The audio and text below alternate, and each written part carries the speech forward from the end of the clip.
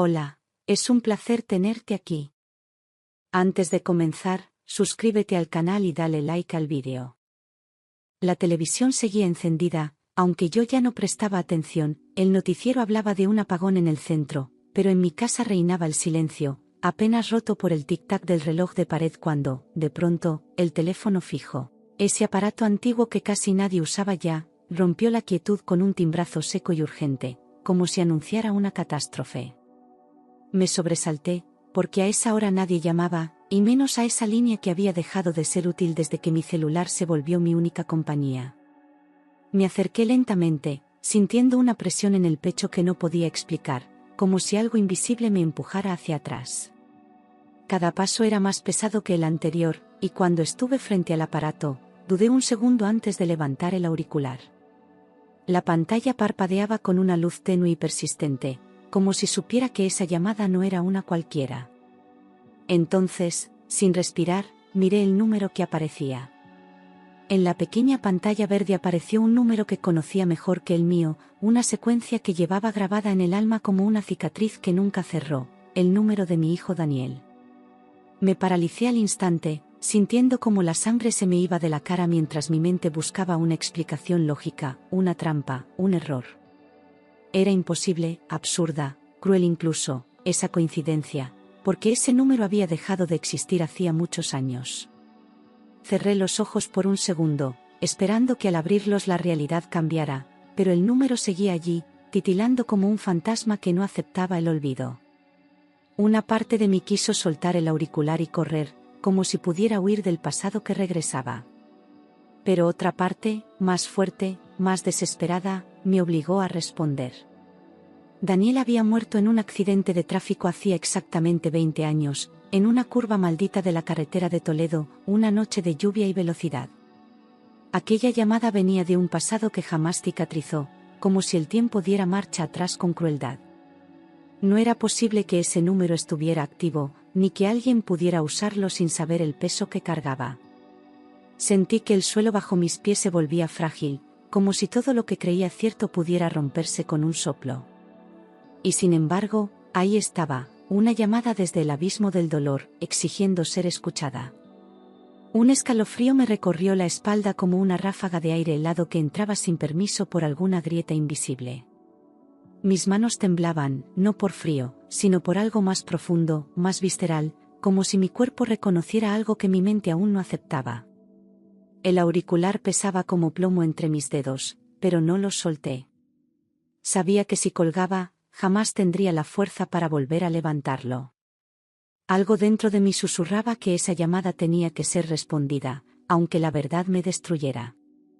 Llevé el teléfono al oído con una lentitud que no parecía mía, y mi voz salió débil, quebrada, apenas un susurro. ¿Quién es? En ese instante, no era una mujer madura enfrentando el pasado, sino una madre desnuda ante un miedo que no sabía poner en palabras. El silencio del otro lado era tan denso que casi podía tocarlo. Por un momento pensé que era una broma pesada, un error de línea, algo sin importancia. Pero entonces, la voz llegó. Mamá, tengo poco tiempo. Aquellas 4 palabras cayeron como cuchillas sobre mi pecho, abriéndolo en un dolor que no había sentido ni el día de su entierro. Era su voz, no parecida, no similar, era la suya, idéntica, viva, urgente, temblorosa. El tono, el ritmo, incluso la manera de decir, mamá, lo reconocí en lo más profundo de mis entrañas. No podía estar soñando, ni loca, ni sugestionada. Era él, llamándome desde algún lugar imposible. Antes de que pudiera reaccionar, decir su nombre, pedirle que no colgara, se escuchó una respiración entrecortada, como si le faltara el aire o estuviera herido. Luego, nada. La línea se cortó con un clic seco, brutal, dejándome sola con un zumbido agudo que me perforaba los oídos. Apreté el auricular contra mi oído, deseando que la conexión volviera, que su voz regresara. Pero no hubo más. Solo un vacío inmenso. Me quedé paralizada, con el auricular aún en la mano, como si el tiempo se hubiera detenido. No podía mover los dedos, ni siquiera llorar, porque el impacto me había dejado sin emociones claras. Todo lo que era lógico y real se había quebrado con esa llamada. ¿Cómo podía ser? ¿Cómo era posible escuchar la voz de alguien que había enterrado 2 décadas atrás? No tenía respuestas, solo preguntas que dolían. Daniel tenía 23 años cuando ocurrió todo, venía de un concierto con sus amigos y, según dijeron, un camión invadió su carril en una curva cerrada. El impacto fue tan fuerte que el coche dio varias vueltas antes de estrellarse contra un árbol. Los bomberos tardaron horas en sacar su cuerpo entre los hierros retorcidos. Nadie sobrevivió. Aquel día marcó el fin de mi vida como la conocía, y el inicio de una existencia rota. Yo misma elegí su ataúd, uno sencillo, color caoba, porque él odiaba las cosas ostentosas. Antes de cerrarlo, coloqué dentro su reloj favorito, su teléfono móvil, el mismo desde el que ahora, increíblemente, me habían llamado, y una carta que nunca pude leerle en vida. Aquella despedida fue como arrancarme el alma, pero creí que era definitiva. Creí que aquello era el final. Nunca imaginé que, 20 años después, el pasado volvería a hablar. Desde aquel entierro, cada año en la misma fecha, llevaba flores al cementerio, siempre las mismas margaritas blancas que a él le gustaban. Me sentaba frente a su lápida durante horas, hablándole en voz baja como si aún pudiera oírme, contándole lo poco que había cambiado sin él. Nunca pude superar su ausencia, porque no era solo su muerte, era la forma en que el mundo se volvió gris sin su risa. A veces soñaba con él y despertaba llorando, empapada en sudor, deseando no haber abierto los ojos. Era una herida que jamás cicatrizó, solo aprendí a caminar con ella. Traté de convencerme de que alguien estaba jugando con mi dolor, tal vez un número reciclado, una broma cruel de mal gusto, algo explicable.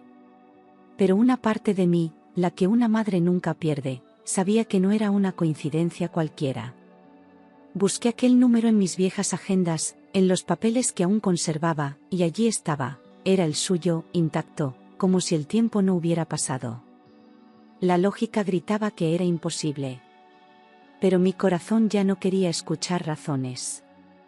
Al día siguiente fui a la comisaría con el número anotado en un papel tembloroso, y se lo mostré a un agente joven que apenas me prestó atención al principio. Revisó el registro en su ordenador, consultó archivos antiguos, y finalmente, frunciendo el ceño, me miró sorprendido. Señora, este número fue dado de baja en octubre de 2004. Nadie debería poder usarlo. Me quedé en silencio, sintiendo cómo me temblaban las piernas. El agente insistió, ¿está segura de que fue este número el que la llamó? Las siguientes noches se volvieron una tortura, apenas cerraba los ojos, su voz me despertaba, como un eco grabado en mi mente. Repetía una y otra vez esas palabras, mamá, tengo poco tiempo. Era como si me estuviera llamando desde algún lugar donde aún necesitaba ayuda, como si su alma no hubiera descansado. Me levantaba a revisar el teléfono, esperando otra llamada que no volvía. Empecé a preguntarme si estaba perdiendo la cabeza, pero no podía ignorar lo que había sentido. Una madrugada, tras horas de insomnio, me quedé dormida en el sofá y lo soñé con una claridad aterradora. No era el Daniel del ataúd, frío y quieto, sino un hombre vivo, caminando por una playa solitaria, con el mismo gesto sereno de cuando era niño. Me miró a los ojos y sonrió, como si supiera que yo lo estaba buscando, como si me estuviera esperando. Me desperté con lágrimas en la cara y el corazón acelerado. Sentí, con certeza, que ese sueño no era solo un sueño. Sin decir nada a nadie, decidí ir al cementerio para visitarlo, como hacía siempre, pero esta vez con la intención de hablarle con más fuerza, de pedirle una señal. Caminé entre las tumbas con una mezcla de fe y desesperación, como si cada paso pudiera acercarme más a él. Cuando llegué a su lápida, me arrodillé y recé en silencio, esperando algo. El viento soplaba más fuerte de lo normal, y el cielo estaba extraño, cubierto de nubes pesadas. Y entonces lo vi. Sobre su tumba había un ramo de flores frescas, recién puestas, todavía húmedas por el rocío de la mañana. No eran las margaritas que yo llevaba cada año, sino claveles rojos, envueltos en un papel sencillo, sin tarjeta, sin nombre. Nadie de mi familia los había dejado, lo confirmé después. Era imposible no pensar que alguien más había estado allí, alguien que también lo recordaba, o lo conocía. Me quedé mirando esas flores como si fueran una prueba irrefutable de que él seguía vivo. Sentí un impulso que no supe de dónde venía, una especie de certeza que me empujaba a seguir buscando, a no conformarme con la explicación fácil.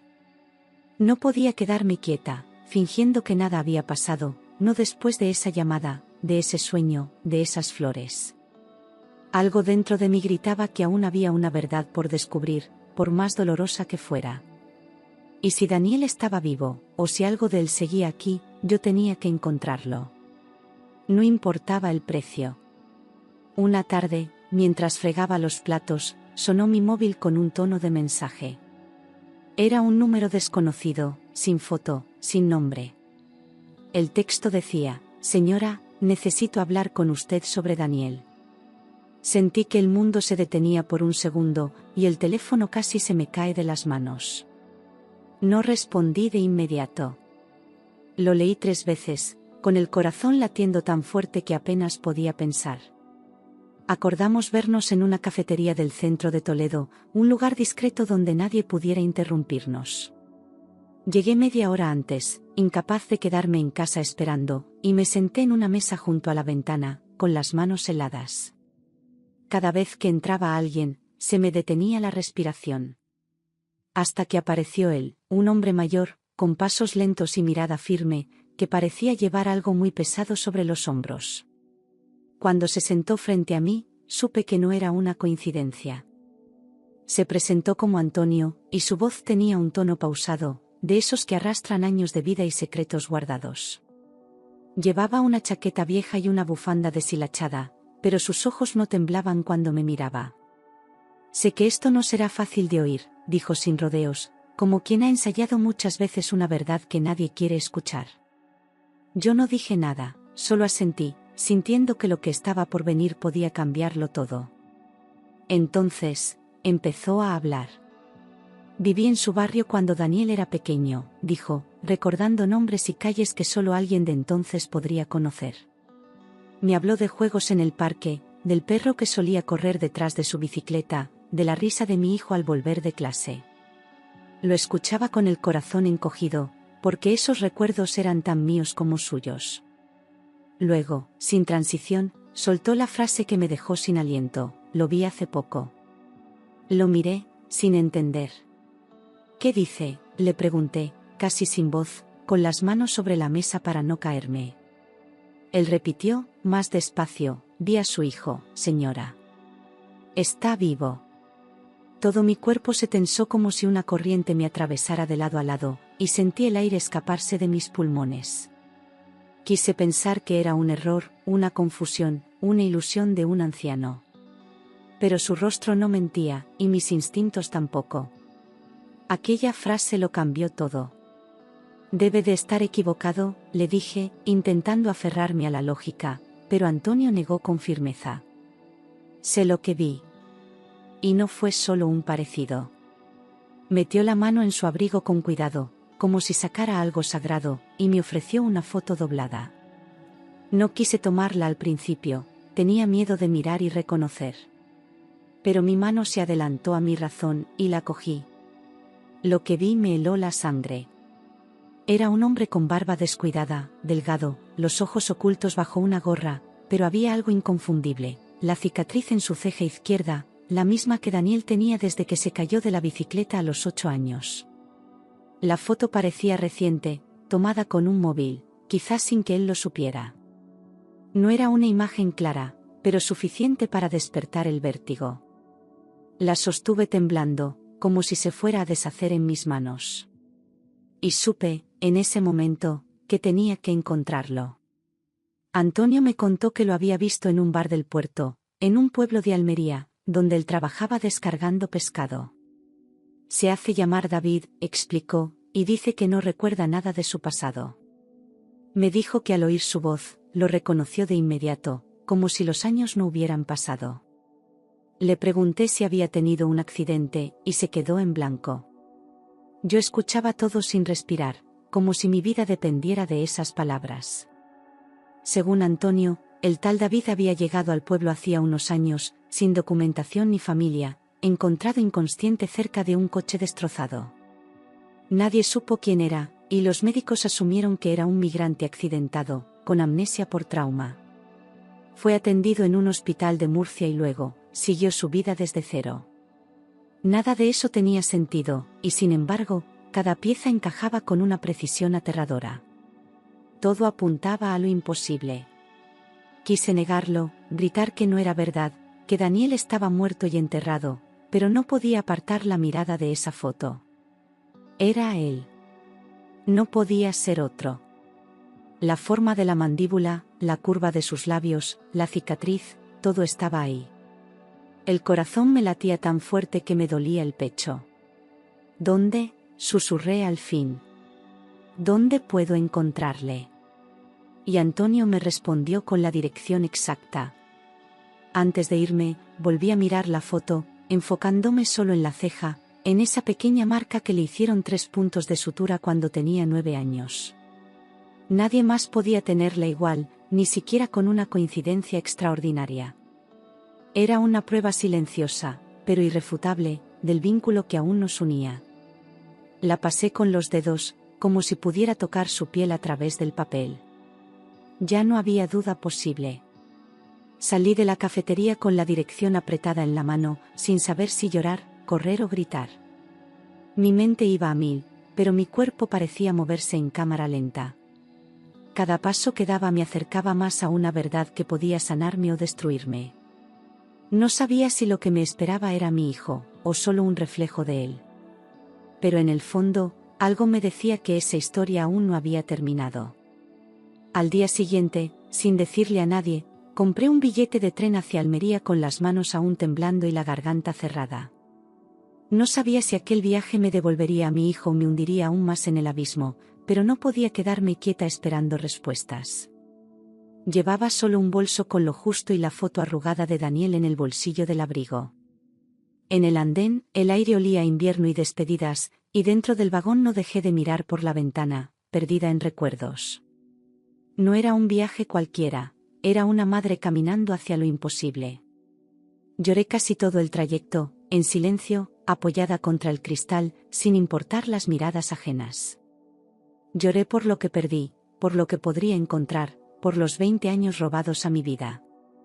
Sentía miedo, sí, pero también algo parecido a esperanza, una emoción que hacía años no me atrevía a sentir. Mi corazón parecía recordar lo que era latir con fuerza, como cuando él venía corriendo del colegio con la mochila colgando. Y en medio del dolor, una voz interior me repetía, sigue. Al llegar, me dirigí directamente al pequeño restaurante del puerto que Antonio me había descrito con tanto detalle, como si temiera que lo olvidara. Las calles olían a sal y pescado fresco, y el aire húmedo me envolvía como un presagio. Caminé con pasos lentos, observando cada rostro, cada gesto, buscando algo familiar en medio de lo desconocido. Y al final del muelle, detrás de una barra oxidada y cajas de mariscos, vi una figura de espaldas, lavando vasos. El corazón me dio un vuelco. Él estaba de espaldas, con el torso inclinado y las mangas arremangadas, los movimientos rápidos y seguros, igual que cuando ayudaba en casa a lavar los platos los domingos. Me quedé inmóvil, como si una fuerza invisible me impidiera dar un paso más. El sonido del agua corriendo y del vidrio al chocar con el metal llenaba el ambiente, pero yo no oía nada más. Lo miré como si estuviera viendo un fantasma que aún respiraba. Y entonces, algo en mí se rompió. Intenté llamarlo, pero mi voz no salió, la garganta se me cerró como si mi cuerpo se negara a romper el hechizo del momento. Mis manos empezaron a temblar sin control, y apreté los puños para que no se notara. Nadie a mi alrededor entendía lo que estaba ocurriendo, pero dentro de mí, una tormenta lo arrasaba todo. Él seguía sin verme, ajeno al huracán que su presencia provocaba en mí. Me aferré a la barra de metal para no caerme. En un gesto simple, él se giró para alcanzar una caja, y nuestros ojos se encontraron por primera vez en 20 años. Fue solo un segundo, pero sentí que todo el dolor, todas las noches en vela y los silencios acumulados explotaban en ese cruce de miradas. Me observó sin reconocerme, con una expresión neutral, casi amable, como quien ve a una extraña. Yo solo pude susurrar su nombre, pero él no reaccionó. Mi hijo estaba ahí, y no sabía quién era yo. No me reconoce, pensé, con una punzada en el pecho tan aguda que casi me dobló. Lo tenía delante, respirando, caminando, viviendo, y sin embargo, para él, yo era nadie. Sus ojos no mostraron ni un atisbo de memoria, ni una chispa de reconocimiento, como si los años hubieran borrado hasta el último rastro de nuestra historia. Me sentí pequeña, invisible, rota en 1000 partes. Y sin embargo, no podía marcharme. Perdone, ¿usted es David?, logré decir con un hilo de voz, mientras él se limpiaba las manos con un trapo y me miraba, curioso. Sí, ¿nos conocemos?, respondió con una naturalidad que me partió el alma. Asentí despacio, tragando lágrimas, sabiendo que no era momento de explicar demasiado. Necesito hablar con usted. Es importante. Él dudó, pero al final asintió y me invitó a sentarme en una de las mesas vacías. Estaba a punto de decirle la verdad. Una vez sentados, me observó en silencio, intentando descifrar mi rostro, tal vez esperando alguna pista. Soy la madre de Daniel, dije al fin, con la voz quebrada pero firme. Él frunció el ceño, visiblemente confundido, y su expresión pasó de la cortesía al desconcierto. No sé quién es Daniel, murmuró, casi disculpándose. Me llevé la mano al pecho, como si su negación me atravesara. Pero no me iba a rendir. Escuchar su voz tan parecida, tan suya, diciendo que no sabía quién era, fue como revivir su muerte una vez más. Tenía delante a mi hijo y, al mismo tiempo, estaba más lejos que nunca. No sabía si abrazarlo, llorar o gritarle que era él, que me mirara bien, que me recordara. Pero me contuve. Tenía que llegar a él poco a poco, como si reconstruyera una casa derrumbada desde los cimientos. Y eso era lo que iba a hacer, aunque me costara el alma. Respiré hondo y, conteniendo el llanto, le conté todo desde el principio: el accidente, el entierro, los años de silencio, la llamada, la foto, Antonio. No omití nada, porque sabía que en cada detalle había una llave que podía abrir la puerta de su memoria. Él no me interrumpió, no hizo preguntas, escuchó con los ojos fijos en mí, como si cada palabra le fuera golpeando una parte adormecida del alma. A medida que hablaba, su rostro iba perdiendo color. Cuando terminé, el silencio pesaba como plomo entre nosotros. Se quedó quieto, con las manos sobre la mesa, mirando un punto fijo en la nada, como si intentara ordenar un rompecabezas que no sabía que tenía. Nadie alrededor parecía notar la intensidad de aquel momento, el abismo que se abría entre dos vidas separadas por el tiempo. Yo no dije nada más, no quería presionarle, solo dejar que algo en su interior reaccionara. Unos segundos después, bajó la cabeza, cerró los ojos y susurró: «Esto es demasiado». Y en ese instante supe que algo se estaba moviendo dentro de él. «No sé quién soy realmente», murmuró, y sus ojos se humedecieron por primera vez desde que empezamos a hablar. Su voz tenía una mezcla de miedo y dolor que me rompió por dentro, pero también de sinceridad, como si se permitiera por fin dudar de la historia que había creído suya. Me acerqué lentamente, sin tocarle aún, y le dije que no tenía que recordarlo todo de golpe. Él asintió levemente, tragando saliva.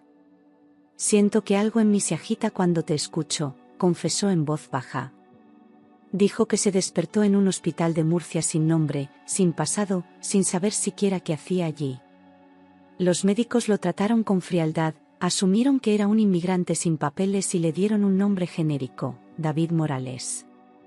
No supo qué idioma hablaba al principio, ni siquiera de qué país era. Solo con el tiempo fue recordando fragmentos sueltos, sensaciones, miedos, sabores.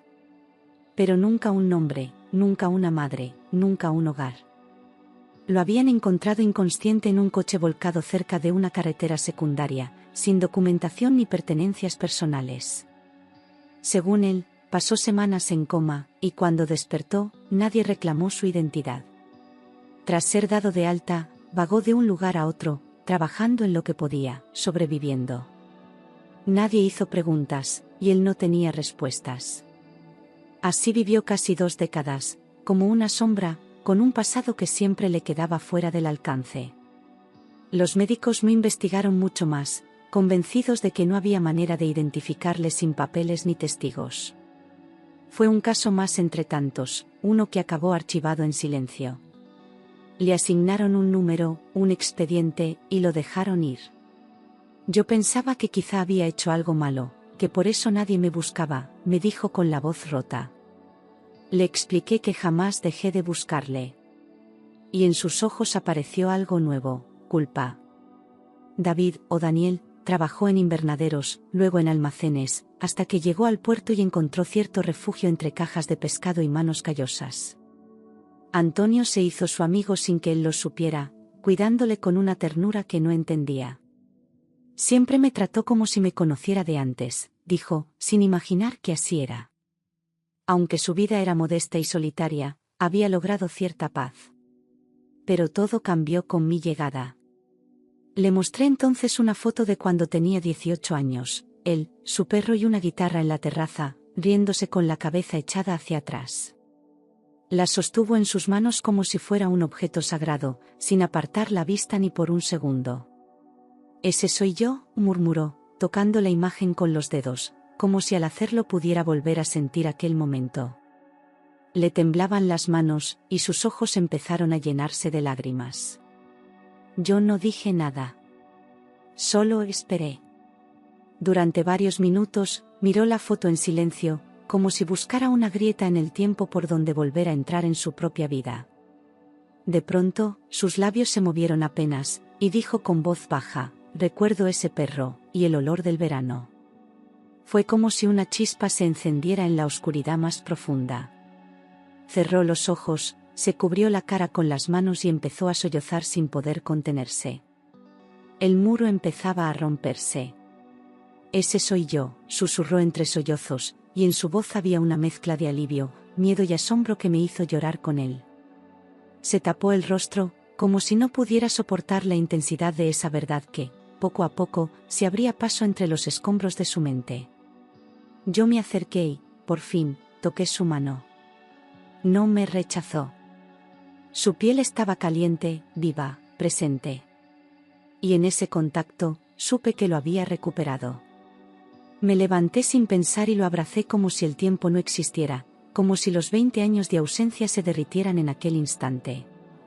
Él se quedó quieto unos segundos, pero luego me rodeó con los brazos, temblando, como un niño que por fin encuentra refugio tras una tormenta interminable. Lloramos los dos, sin pudor, en medio de aquella sala pequeña donde el pasado y el presente se reconciliaban sin palabras. Era el mismo abrazo que le di el día en que lo enterré, pero ahora tenía vida. Mi hijo estaba vivo, y me reconocía. Viajamos juntos a Toledo unos días después, sin planes definidos, solo con el deseo urgente de volver a casa. En el tren, miraba por la ventana en silencio, mientras yo lo observaba, buscando en sus gestos rastros del niño que crié. A veces me hacía preguntas simples, como si intentara reconstruir sus raíces con pequeñas piezas olvidadas. No hablábamos mucho, pero no hacía falta, su presencia lo llenaba todo. Era un regreso silencioso, pero lleno de significado. Fuimos al cementerio al atardecer, cuando el sol teñía de dorado las lápidas y el aire olía a tierra mojada. Se detuvo frente a su propia tumba sin decir una palabra, con los ojos fijos en la piedra fría donde su nombre aún estaba grabado. Yo me quedé detrás, dándole espacio, mientras él se agachaba para tocar las letras como si fueran ajenas. «Aquí vivió mi ausencia», murmuró. Y yo, en silencio, recé por la vida que aún quedaba por delante. Miró su lápida largo rato, con una expresión que mezclaba tristeza, incredulidad y algo parecido al humor. «He vivido 20 años muerto», dijo con una sonrisa amarga, como si intentara entender la paradoja de su existencia. Me senté a su lado, y por primera vez desde que regresamos, nos quedamos callados, compartiendo el mismo peso. Era irónico, sí, pero también milagroso. Pocos pueden mirar su tumba y seguir respirando. Y nosotros lo estábamos haciendo. Consultamos con especialistas, y los informes confirmaron lo que ya sospechábamos. pérdida de memoria postraumática severa, con bloqueos emocionales profundos. Un diagnóstico frío para explicar una vida suspendida. Nos explicaron que el cerebro, al enfrentarse a un trauma extremo, a veces apaga todo lo que duele para sobrevivir. Daniel no eligió olvidar, no pudo recordar. Y aunque no era una cura, al menos ahora había una razón detrás del misterio. Revisaron los archivos del hospital donde fue tratado, y efectivamente, hubo una comunicación con la policía en su momento, pero nadie hizo la conexión. Su caso fue archivado como sin identificación, y el tiempo se encargó de borrar lo poco que quedaba. Nadie buscó más allá. Fue un error del sistema, una negligencia que nos robó 20 años. Pero no queríamos buscar culpables. Solo queríamos recuperar el tiempo perdido. Volver al barrio fue como abrir una caja cerrada por décadas. Los vecinos lo miraban con incredulidad, como si vieran un fantasma. Algunos lloraron al verlo, otros no sabían qué decir, pero todos sintieron el mismo temblor al reconocerlo. Él caminaba despacio, saludando con timidez, como si cada paso fuera una pregunta. Yo lo observaba, llena de orgullo y ternura, viendo cómo Toledo le devolvía su identidad. Y en cada rostro había una mezcla de asombro y alegría. Pocos días después, un periodista local publicó la historia, el hijo que volvió de la muerte tras 20 años. La noticia se esparció como fuego, y en cuestión de horas ya nos llamaban de radios, programas de televisión y periódicos. Pero decidimos mantenernos al margen, proteger nuestra intimidad, porque aquello era nuestro, no un espectáculo. La gente nos paraba por la calle, algunos con lágrimas en los ojos. Había quien decía que era un milagro. Poco a poco, Daniel, ya sin necesidad de llamarse David, empezó a recordar fragmentos sueltos, el nombre de su profesor de música, el olor del café por las mañanas, su bicicleta azul. Cada recuerdo era como una semilla que despertaba otra, y otra más. Empezamos a reconstruir su historia juntos, día tras día, con paciencia y amor. Había momentos de confusión, pero también de claridad luminosa. El pasado regresaba, y el presente lo acogía sin reproches. Recordó a su perro, su primer beso en el instituto, la risa de su hermana cuando le hacía cosquillas, y la canción que solíamos cantar juntos en el coche. Me pedía repetir historias de su infancia, como si quisiera saborearlas por primera vez. Se emocionaba con detalles que para otros eran triviales, pero para él eran puentes hacia sí mismo. A veces lloraba sin saber por qué, y yo lo abrazaba, sabiendo que sanar lleva tiempo. Estábamos reconstruyendo una vida con hilos invisibles. Daniel decidió quedarse en Toledo, en la casa donde creció, donde las paredes aún guardaban su risa, sus pasos, sus huellas. Adaptarse no fue fácil, pero cada rincón le devolvía una parte de sí mismo, como si la memoria estuviera escrita en los objetos y los olores. Comenzó a ayudar en una librería del barrio, y poco a poco recuperó rutinas que nunca supo que echaba de menos. Algunos días eran duros, llenos de silencio y preguntas sin respuesta. Pero cada mañana, al despertar, sabía que estaba donde debía estar. Un domingo soleado, fuimos al cementerio con una decisión tomada: quitar su lápida. Era hora de cerrar ese ciclo que nunca debió existir, de devolverle el lugar que la vida le había robado. En su lugar, colocamos una nueva piedra con una frase sencilla, escrita entre los dos: aquí descansó el amor que nunca murió. Nos abrazamos frente a ese gesto simbólico que era más que una tumba, era una promesa. No más muerte en vida. Solo memoria viva. Una tarde, mientras cocinábamos juntos, me miró con los ojos llenos de lágrimas contenidas y me dijo: perdóname por haber desaparecido. Sentí un nudo en la garganta, porque sabía que no era culpa suya, pero también entendía su necesidad de decirlo. Le tomé las manos y le respondí que no había nada que perdonar, que el dolor no era suyo, sino del destino que nos arrancó el tiempo. Nos quedamos en silencio, conectados por esa herida compartida. Y al fin, sentí que el perdón no era entre nosotros, sino hacia la vida misma. Después de tantos años de vacío, cada gesto cotidiano se volvió un milagro: desayunar juntos, reír por tonterías, discutir por la televisión encendida. Un día, sin previo aviso, me abrazó fuerte y dijo, gracias por no rendirte. Yo le devolví el abrazo con los ojos cerrados, recordando las veces que hablé con su tumba creyendo que nunca me oía. Le dije que el destino nos separó, sí, pero también nos devolvió lo esencial, la verdad. Y esa verdad, aunque tardía, había salvado lo que quedaba de nuestras almas. Hoy, cuando suena el teléfono y escucho su voz al otro lado, ya no tiemblo ni lloro, sonrío. Porque cada llamada es una prueba de que el amor nunca se pierde, solo espera el momento de volver. Daniel ha vuelto a la vida, a su nombre, a su hogar, y yo he vuelto a ser madre en cuerpo y alma. La herida sigue ahí, pero ya no duele, cicatrizó con presencia. Y ahora, por fin, puedo decir que mi hijo volvió a casa. Para siempre. Siempre. Siempre. Siempre. Siempre. Siempre. Siempre. Siempre. Siempre. Siempre. Siempre. Siempre. Siempre. Siempre. Siempre. Siempre. Siempre. Siempre. Siempre. Siempre.